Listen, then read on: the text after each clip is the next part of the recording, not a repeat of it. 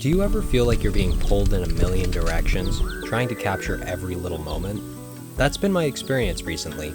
You see, spring is such an amazing time of the year, and with so much happening, if you blink for even a moment, you're sure to miss out on something incredible.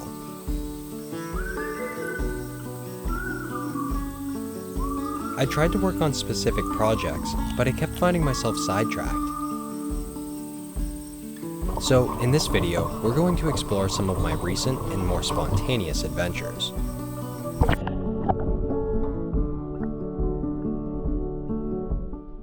The first stop was on my way to Belleville. I spotted an active osprey nest and decided to check out the little park that it was located in.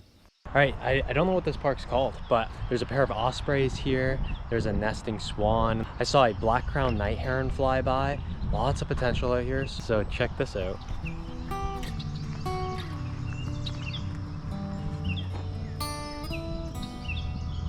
Oh my gosh.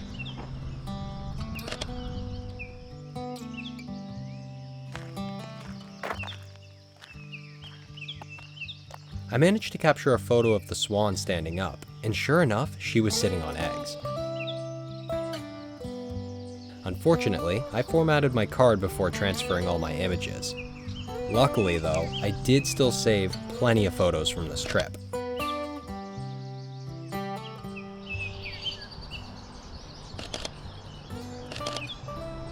A little bit lower. Kneel down. Honestly, I didn't even know the coloring on the female red-winged blackbird could be so beautiful, and here's the male for reference. At this point, I still hadn't spotted the osprey, and while I was looking, I stumbled upon a family of ducks. Yeah, I didn't know they were in front of me there. I walked right up looking up towards where the osprey would be. Meanwhile, they were feeding right on the water side there. So that was a big oops on my part.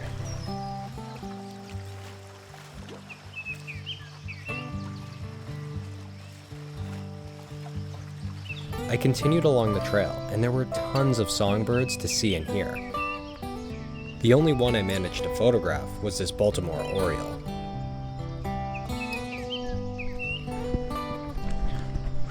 It is hot out here today. A little bit of cloud cover wouldn't be so bad. Did I already go down this one?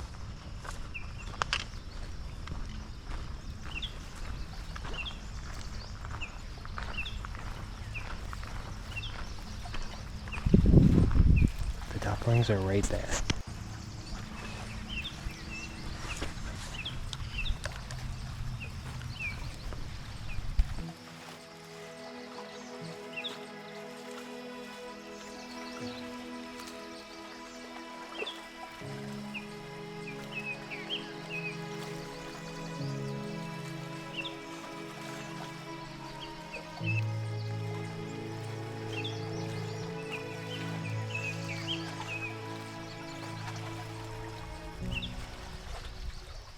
After watching this family of ducks for a bit, I made my way back to where we started, in hopes that the osprey had finally returned. There's a good sized list of birds here. They're pretty difficult to spot just walking around out here. I see lots of birds in the long grass here, so I'm gonna walk through one of the openings.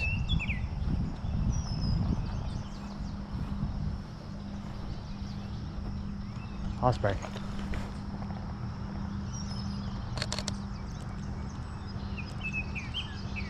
Okay, we're headed to the water. He might have just landed. Nope, there he is. Ah, shoot.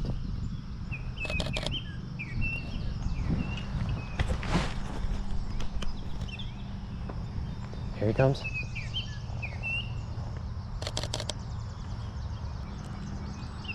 Ah, I keep missing it. Okay, switching to a wide focus box, quick. Shutter speed 1/2500th of a second. Hopefully that's quick enough.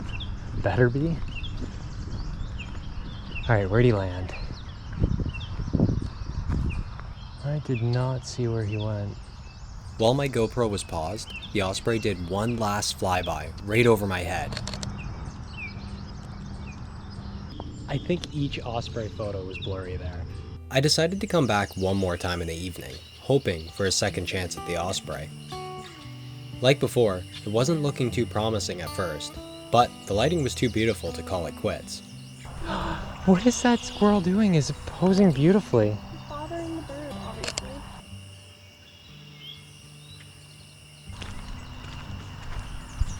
Hello, Mr. Squirrel.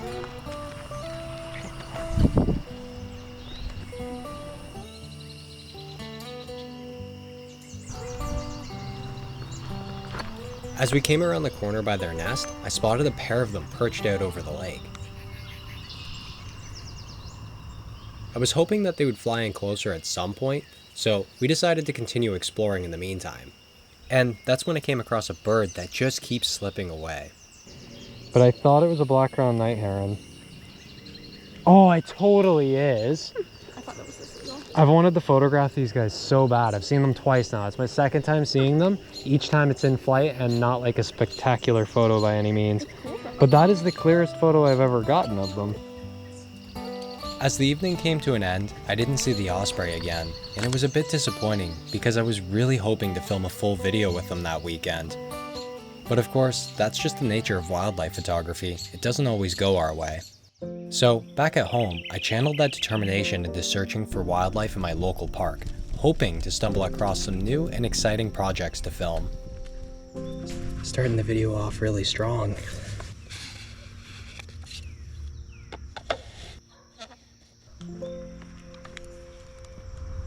That's the cutest raccoon ever.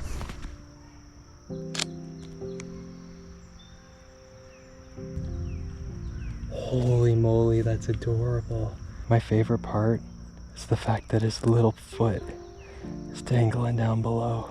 I kind of like the wide look. Oh, he's on the move. Oh, big stretch and a big yawn.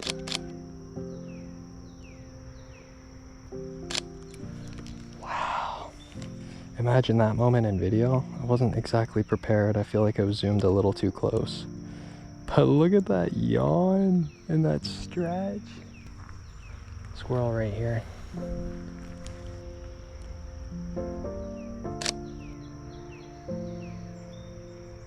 That was just so cute. Good start to the day though.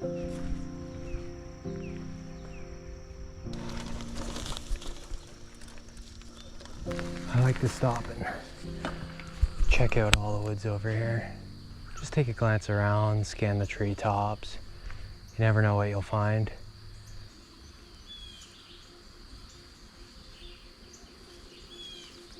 I think I found a porcupine.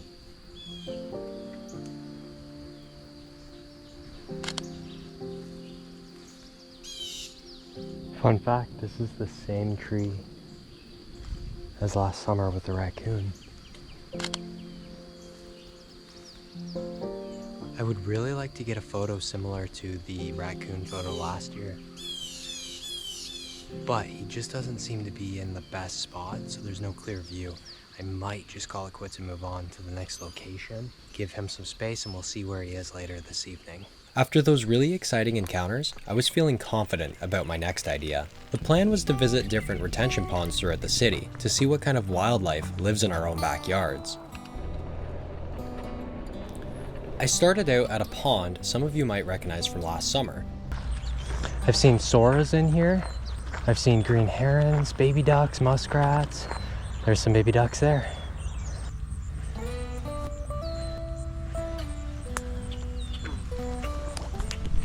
Oh, sorry, frogs. Okay, I want to get that crackle.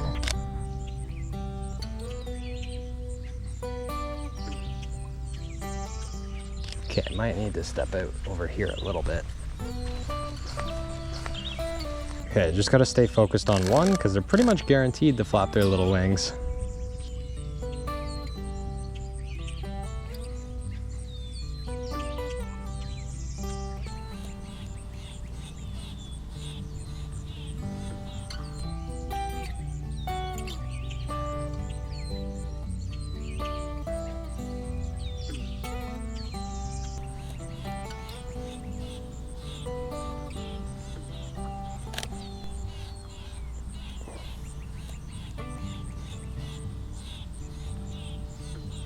Literally getting the cutest photos right now.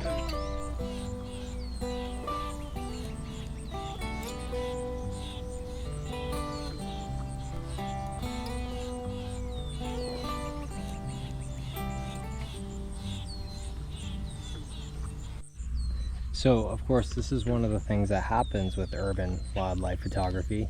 You tend to get some pretty friendly subjects that you wouldn't get out in the wild. They're kind of making this lens pointless right now, to be honest.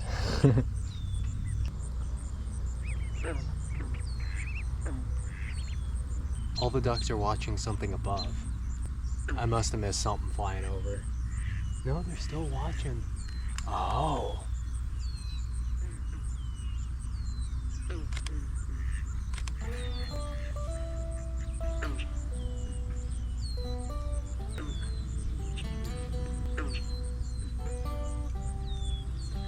After some success with the ducklings, I was eager to see what else I might find at the second pond.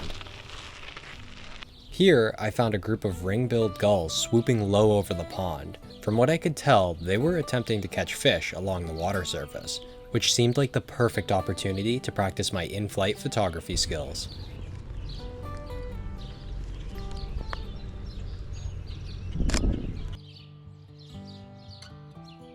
Unfortunately, this location didn't stay peaceful for long. Okay, there was lots of potential out here, but this spot's being spoiled. So I'm gonna try the second pond. Oh, this one looks way better anyways.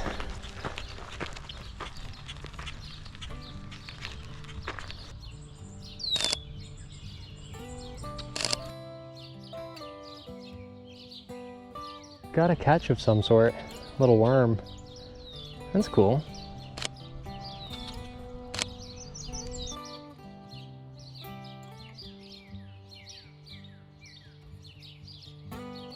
Literally the cutest chipmunk ever. I don't know if you guys can see that on screen. Bam.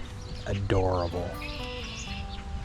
Although I was having some success at these ponds, I decided to call it quits and head home. This is a really nice area. You can hear a lot of birds.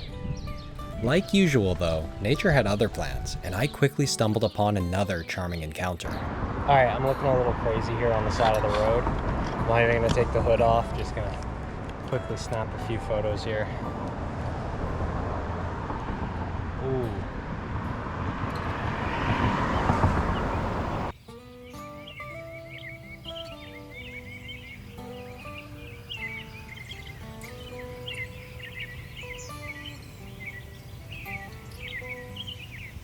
One challenging aspect of spring is seeing all the amazing images online that other photographers are capturing, especially when it comes to nesting critters.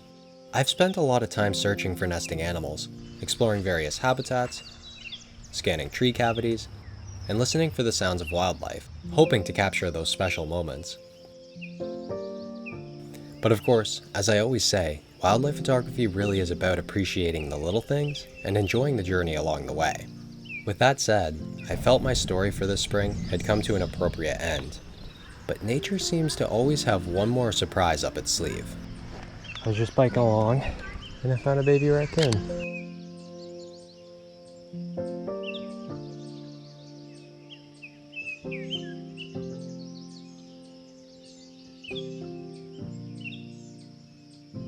Alright, I think I'm gonna return here at like 6 or 7 p.m. because apparently there should be an entire family of raccoons up there. It's just one of the young ones keeps popping his head out. Okay, so I found a position that I can see the tree cavity from. Right here, but I find that the composition's a little less pleasing than if we go over here. Just trying to watch my step, avoid stepping on as many plants as I can. Or I can move over here and frame the hole with the branches. Either way, one of these two locations is going to be a whole lot less intrusive for the family of raccoons, so that's good.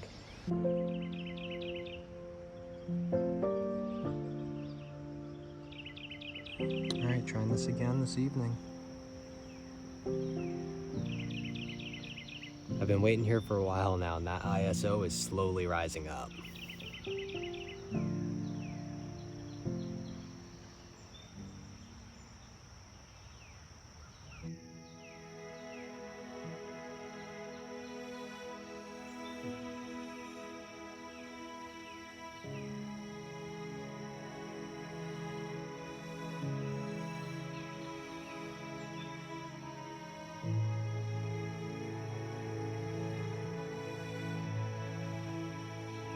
I haven't seen more than just the one raccoon, but that was so adorable.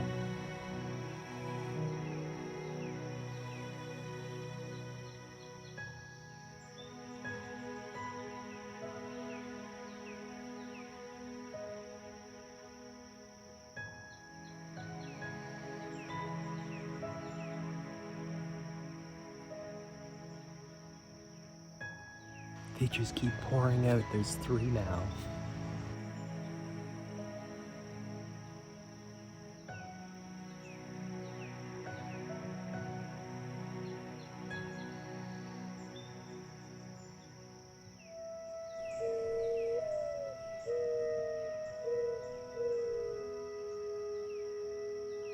So it wasn't exactly what I expected to find this spring, but raccoons are one of my favorite subjects to come across in a natural setting. Eventually, Mama Raccoon had enough of the little one's shenanigans and emerged briefly to bring them back inside for the rest of the evening.